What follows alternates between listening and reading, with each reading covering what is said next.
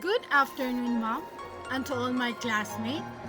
Our topic is Chapter 2, Historical Foundation of Education. Education or school is an institution created by society. Education is the function of society itself. Society seeks to preserve itself, and to do this, it maintains its function and institutions, one of which is education to assure its survival, stability, and convenience. Ang edukasyon ay isang obligasyon upang magkaroon ng mga magagaling at may alam na sa susunod na henerasyon ang lipunan.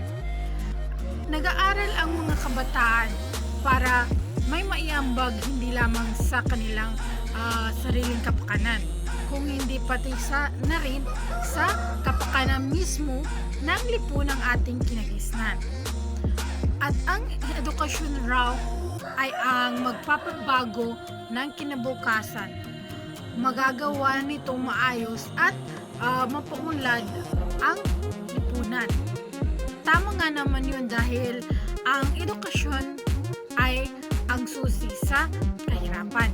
If you ask me why I'm studying, because to have a good direction, and hopefully at the end of this direction is a good future that will help not only for me but for my family and especially to my daughter. John Dewey claimed, when a school introduces and trains each child of society into membership within such a little community, saturating him with the spirit of service, and providing him with the instruments of effective self-direction, we shall have the deepest and best guarantee of a larger society which is worthy, lovely, and harmonious. By John Dewey. When you are a parent, you are obligated to send your child to school. Ang layunin ng isang paralan ay ang tulungan ang mga kabataan na matuto ng iba't ibang bagay. Layunin din itong hubugin ang kagalingan taglay ng bawat bata. Dito lalong nahasa ang kalaman at kasamang nahuhubog dito ay ang sariling disiplina. And this is called socialization process. Socialization is the process of learning the rules, statutes, and values necessary for participation in social institutions by Brinkerhoff, D. 1989. Socialization is a lifelong process.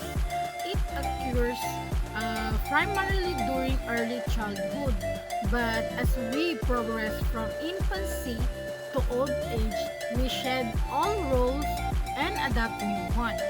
Sa bawat paglaki ng bata, natututo ito ng mga bagay-bagay batay sa nakapaligid sa kanila.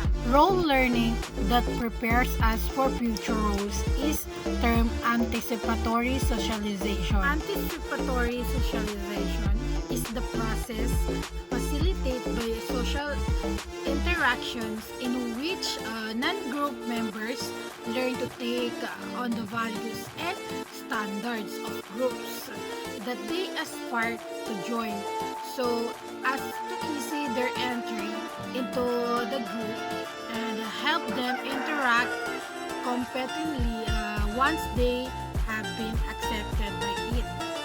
Because of anticipatory socialization, most of us are more or less prepared for our future roles like spouse, parents, professional, teacher. Family is the most important agent of socialization. Our family is always there for us to teach, to guide, and to support us. Psychology tells us that the self-concept formed during childhood has lasting consequences beside the parents, religion, social class, and ethnicity influence the child's social roles and self-concept, which in turn influence the expectation that others have for the child and they determine the group with which the child will interact outside the family. School is also important agent of socialization. Our school is an institution charged by society to impart special knowledge and skills necessary for functioning in a society. They are also charged with the task of transmitting society's cultural values. Education in primitive society. See, primitive is relating to human society at a very early stage of development, with people living in a simple way without machines. In primitive societies, preliterate persons face the problem of survival in the environment that pitted them against nature forces and wild animals.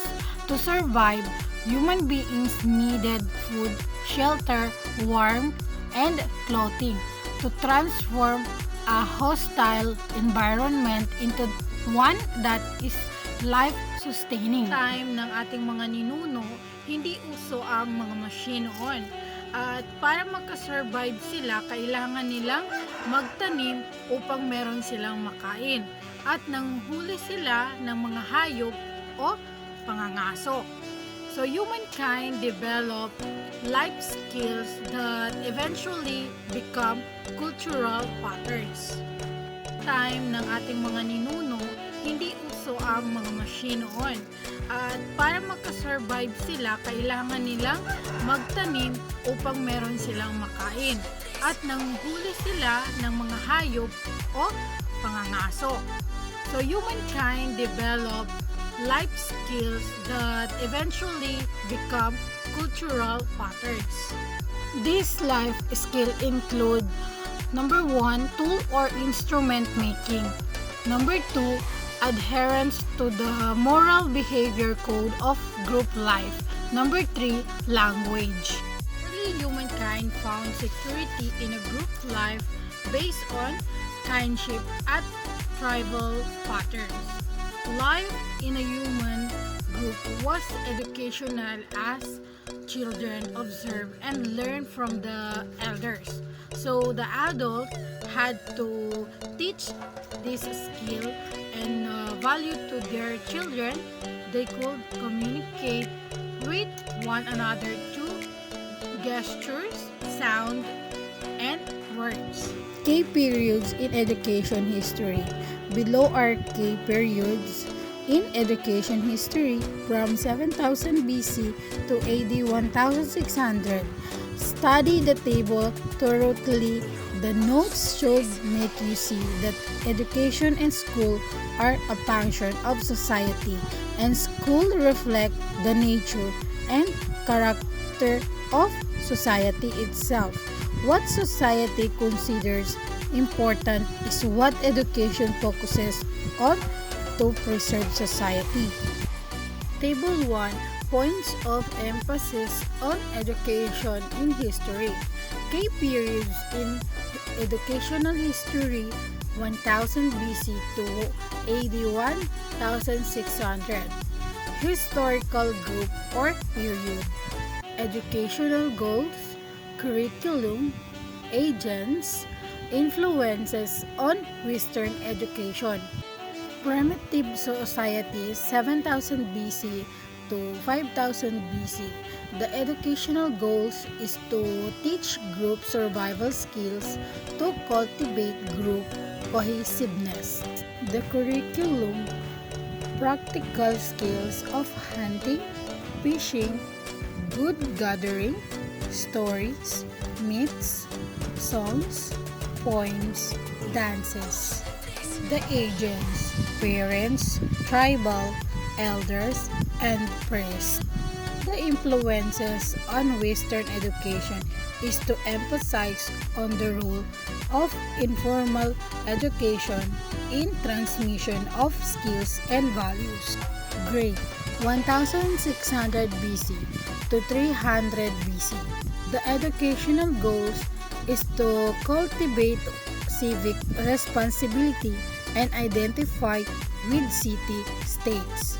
Athenian, to develop well-rounded person. Spartan, to develop soldiers and military leaders. And the curriculum: Athenian reading, writing, arithmetic, drama, music, physical education, literature, poetry. Spartan, drill, military songs, and tactics. The Aegeans, Athens, private teachers and schools, Sophists, philosophers in Sparta, military teachers, drill, Sir Aegean. The influence on Western education: Athens, the concept of the well-rounded, liberally educated persons. In Sparta, the concept of the military state. Roman, 750 BC to AD 450. Educational goals is to develop sense of civil responsibility for republic and then empire, to develop administrative and military skills. The curriculum is reading, writing, arithmetic, laws of 12 tables, law, philosophy. The Aegeans, private schools and teachers, schools of rhetoric. And the influences on Western education is to emphasis on ability to use education for practical administrative skills, relating education to civic responsibility.